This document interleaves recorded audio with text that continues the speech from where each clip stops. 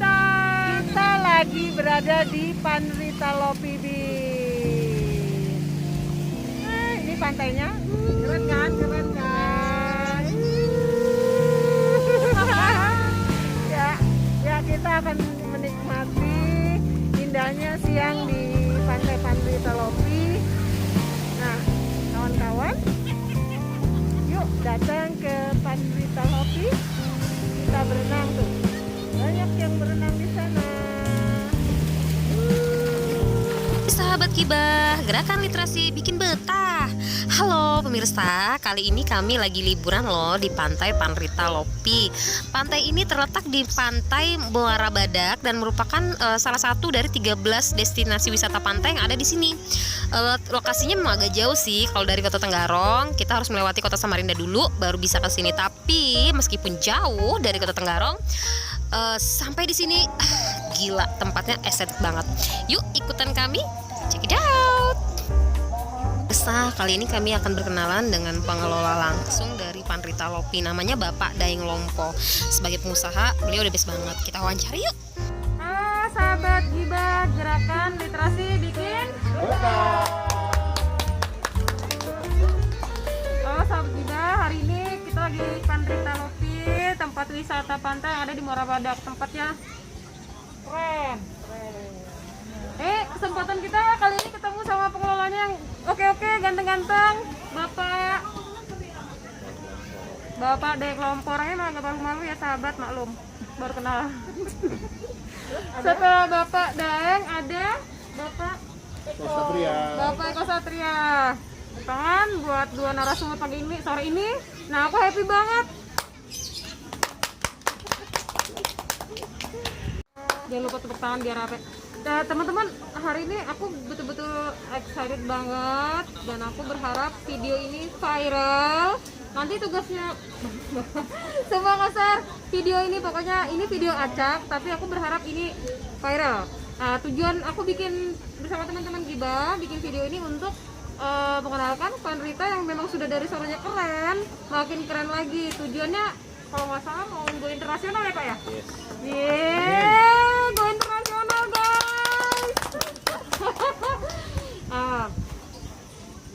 Tapi kan nggak seru ya kalau nggak berbagi masalah tips-tips kenapa bisa jadi keren gini kan ya.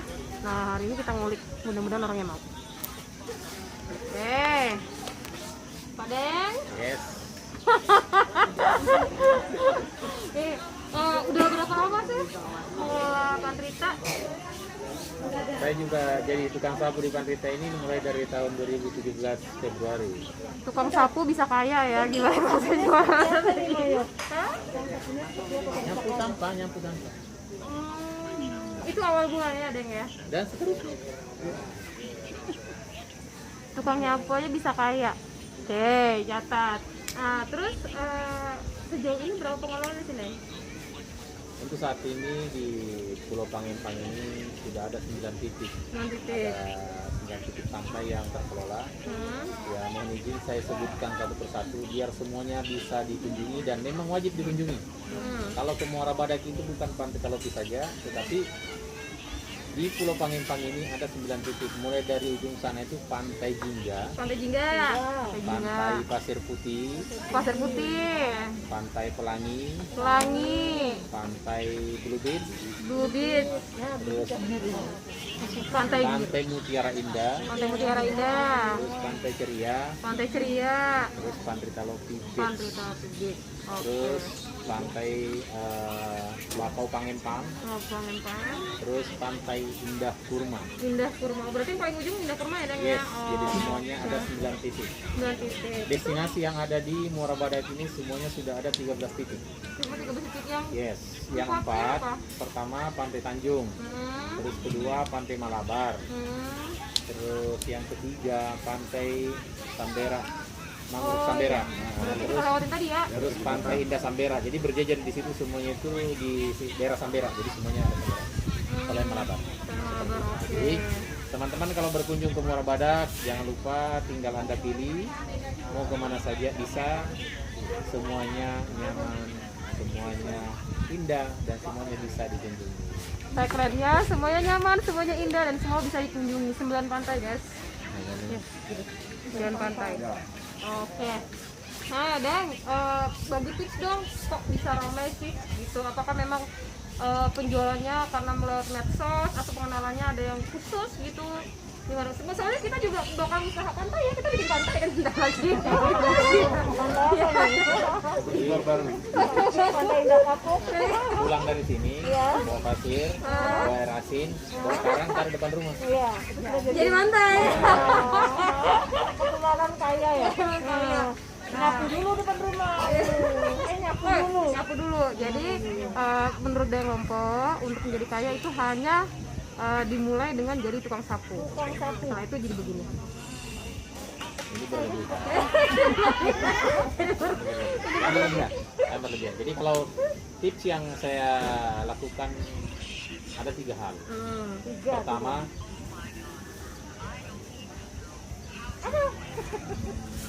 saya ngomong nih. Iya. Jadi pertama saya tidak mengajari, Tidak saya mengajari. hanya berbagi. Oke. Yang saya lakukan ini yang saya ceritakan.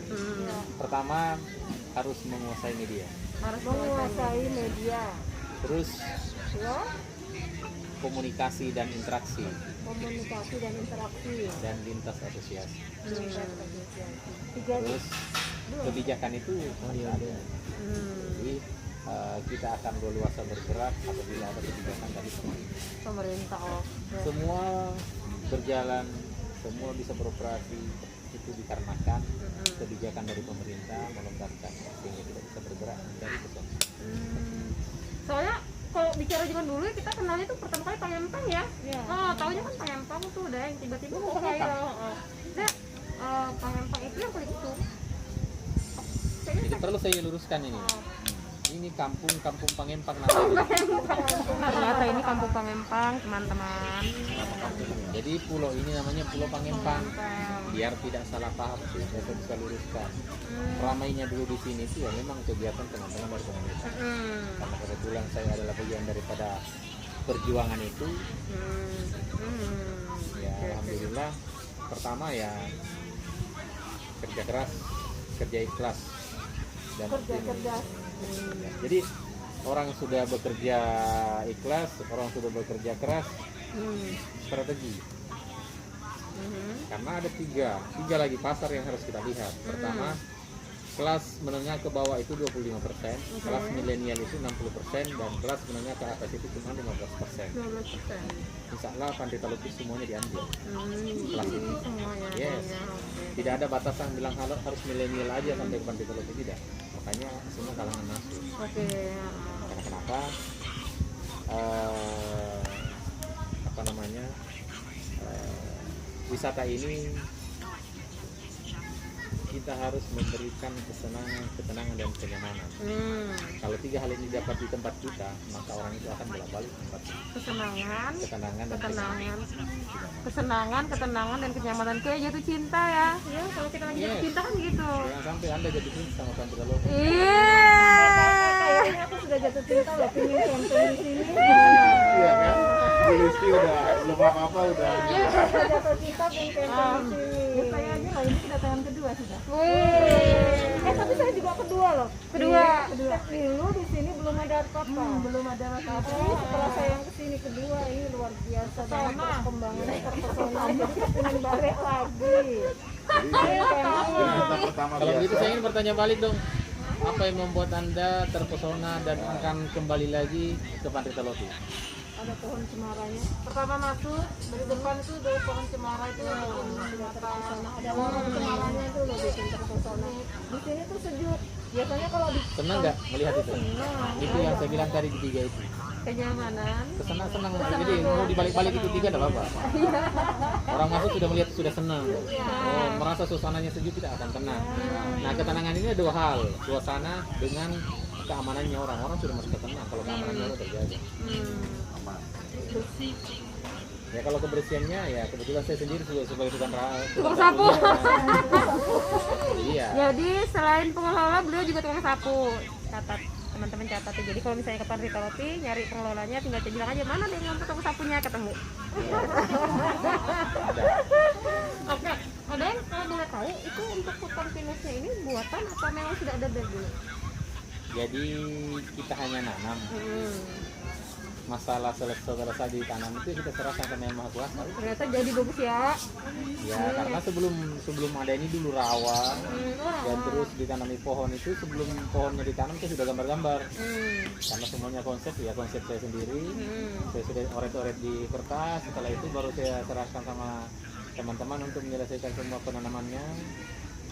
Ya jadi Berapa tahun Pak usianya pohon ini Pak? usianya pohon ini saat ini sudah 4 tahun Pak. Saya datang ke sini itu dulu masih kecil dan gersang, panas. Yes. Itu pertama ya. Jadi setelah saya datang kedua di sini itu rasanya apa ya? Ada sejuk. Karena ada sejuk pasti tenang ya. Karena salah satunya ini pohon cemara ini ternyata bermanfaat banget nih. Bermanfaat banget untuk kita, karena biasanya kalau di pantai kan panas deh. Nah, alhamdulillah di sini bikin tenang tadi. Jadi pingin betah, pingin balik lagi. Nah, Kangen yang jelas. saya pengennya gini meluruskan. Pantai itu kan di depan, ya jelas aja panas di pantai. Pantai kan depan. Nah, ini di pinggir pantai. Jadi ya kalau mungkin itu didapatkan di tempat lain, maka kita harus buat berbeda daripada orang lain sehingga ada pilihan. Karena kalau tidak ada pilihan, maka kita tidak akan pernah dikunjungi. Jadi kita, kenapa orang itu berbondong-bondong masuk ke pasar yang paling ramai segini lah 24 jam.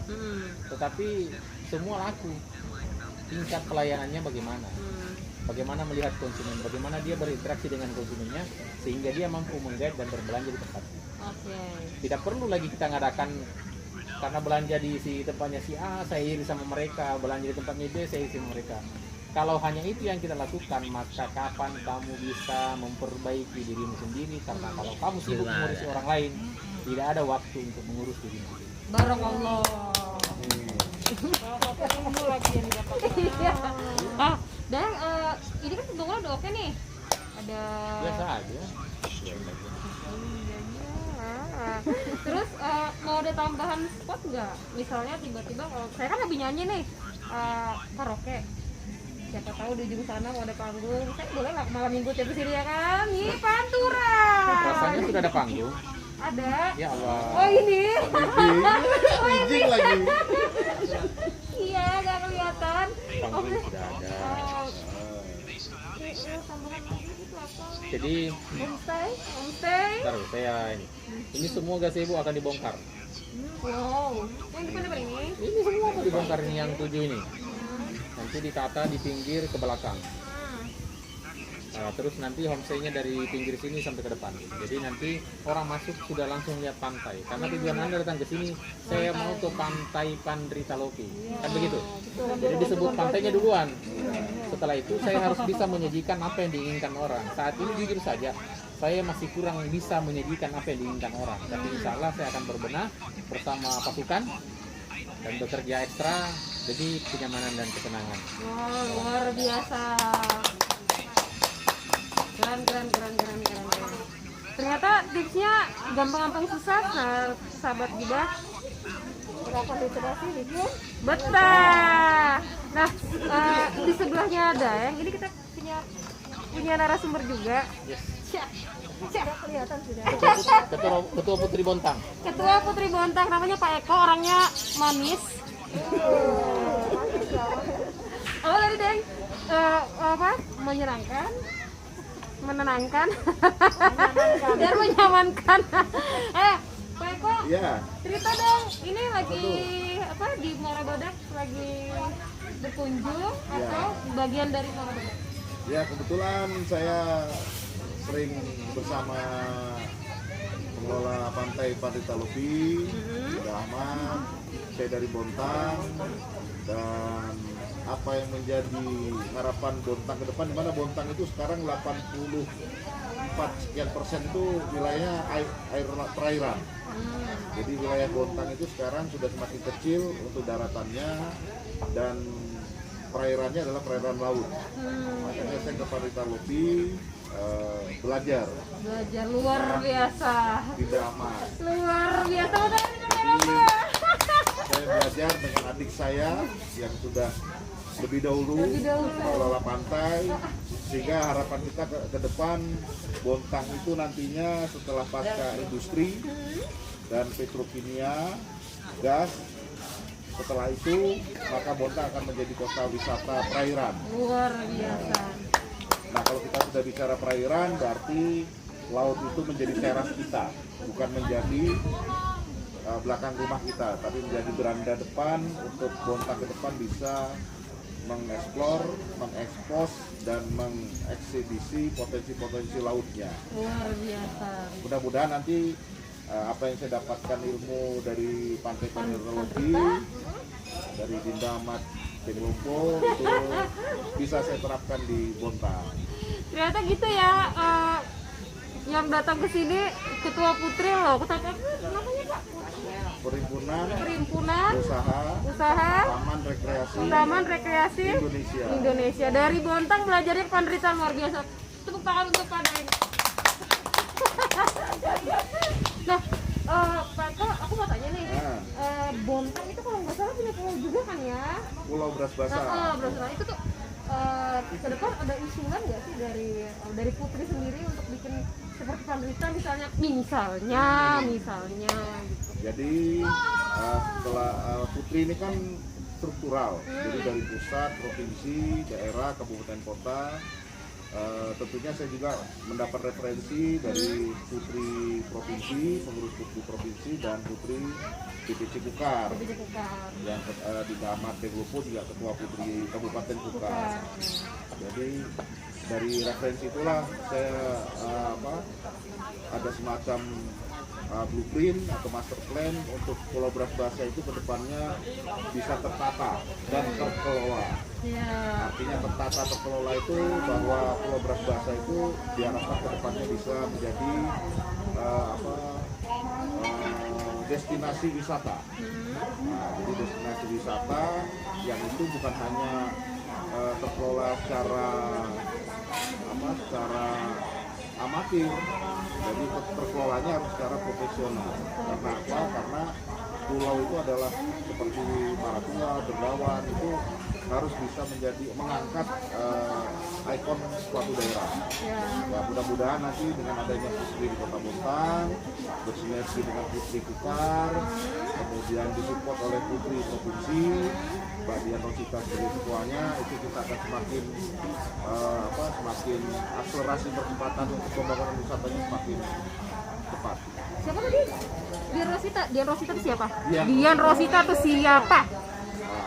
Jadi Mbak Dian itu ketua kami di provinsi. Jeng, nama disebut-sebut loh Jeng, tolong di subscribe ya. Atau Jeng, kami tolong biasa ya. manggil kerennya Mae. Oh Mae. Kalau sama kita manggilnya Jeng. Jeng. Oke. Jeng Bian, ingat ya subscribe lo ya. Kalau enggak, di mana kantor Putri? Subreker. Kalau enggak kita veto. Oke deh, dari Mbak nih. Nah ini deh, aku mau kenalin teman-temanku nih. Teman-temanku nih pengusaha, cuman aku yang enggak. Nah, tapi aku sebentar lagi akan jadi pengusaha pantai kalau pantai malah. Ya Mbak, mana di Kukar itu kami lagi bikin usaha ini Kak, sulam tumpar nih. Ini sulam tumpar sengaja kita bawa ke Pandrita sambil jualan sih sebenarnya. Ya kali dia mau beli. Nah teman-teman, aku berharap pariwisata di Kukar, di Bontang, Provinsi Kaltim khususnya, entah itu di Berau dan sebagainya, kami juga bersinergi dengan pengusaha-pengusaha UMKM ya, pengusaha UMKM dari tiap kabupaten kota untuk sama-sama mengembangkan potensi pariwisata dan budaya di Kalimantan Timur. Mohon doanya tetap di subscribe. Kalau nggak subscribe, aku doakan jadi tukang sapu. Ayo teman-teman, aku minta tepuk tangan dulu buat Pak Daeng dan Pak Eko. Buat Pak Aryan, tolong di subscribe. Oke, Daeng, ada yang mau disebutkan untuk teman-teman atau buat khusus Pak Aryan? Atau buat Bupati Kukar deh, Bapak. Jadi Pak Aryan ini adalah mentor kami Nah, catat Pak Rian mentor ya. Beliau adalah petarung, Taruh. beliau adalah pembimbing yang tidak pernah merasa capek, membina Capek. untuk kemajuan pariwisata di Kutai Kartanegara. Jadi orang seperti Pak Rian adalah, menurut saya, beliau adalah berlian di Kutai Kartanegara. Bisa dijual berarti Bang? Ya silahkan dijual. Biar dia lihat kalau silahkan dijual. Beliau tidak pernah henti-hentinya mau berkarya, tidak pernah henti-hentinya untuk mensupport, tidak pernah henti-hentinya untuk mengangkat potensi-potensi yang ada di daerah. Luar biasa untuk Pak Rian. Dia tak pernah kehilangan ide. Iya. Yes. Jempol 2 untuk Pak Rian. Jempol 2 untuk Pak Rian. Subscribe ya kalau enggak. Oke. Untuk Bupati Kukar, Bang. Alhamdulillah. Salam hormat Salam hormat Pak. Ayahanda, Ayahanda. Bapak Edi Damansyah.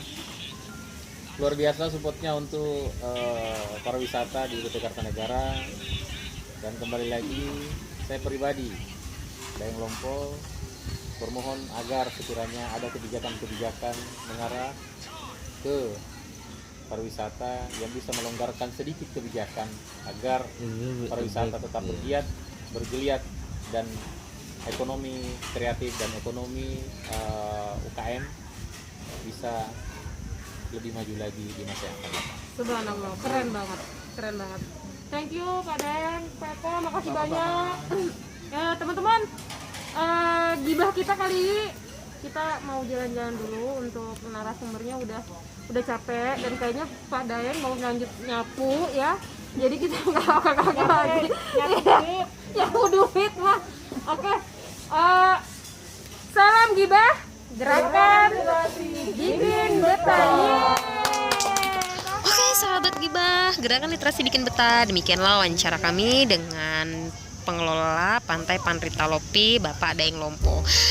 Setelah itu kami mau jalan-jalan dulu ya. Thank you ya udah nonton kita. Jangan lupa subscribe. Bye.